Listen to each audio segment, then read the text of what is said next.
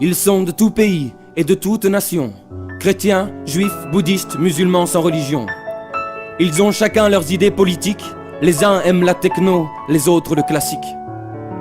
Promulguant l'unité dans la diversité, ils forment une authentique fraternité. Mais qui sont-ils ?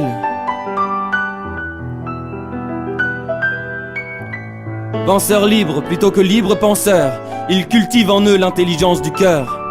Ils sont très humanistes et font de l'être humain le cœur de leur philosophie au quotidien. Cherchant la vérité au-delà des croyances, ils mènent une quête de connaissances. Mais qui sont-ils ?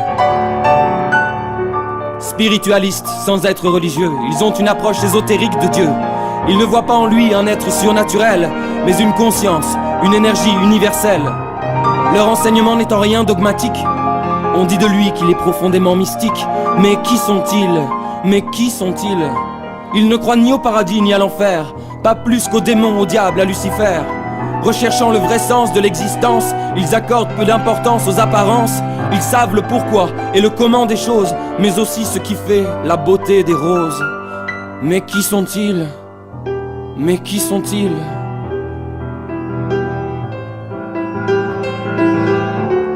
Envisageant la mort comme une transition, la plupart adhèrent à la réincarnation. Ils maîtrisent l'art de la méditation et connaissent les arcanes de l'initiation. Ils aiment s'harmoniser avec la nature et se ressourcer à ce qu'elle a de plus pur. Mais qui sont-ils ? Prenant soin de leur âme autant que de leur corps, ils font de la sagesse le plus beau des trésors. Ils pensent qu'il y a la vie au-delà de la terre et que d'autres humanités peuplent l'univers. Beaucoup ont vu Avatar, mais aussi Shoah. Ils savent que l'avenir est une question de choix. Mais qui sont-ils ? Mais qui sont-ils ?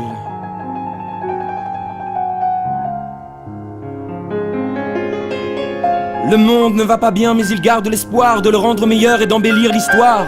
Écrivains, savants, artistes et musiciens, en toute époque et en tout lieu les ont rejoints.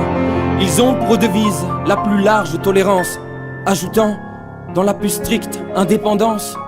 Mais qui sont-ils ? Mais qui sont-ils ? Dan Brown leur rend hommage dans le symbole perdu, mais il semble ignorer qu'ils n'ont pas disparu.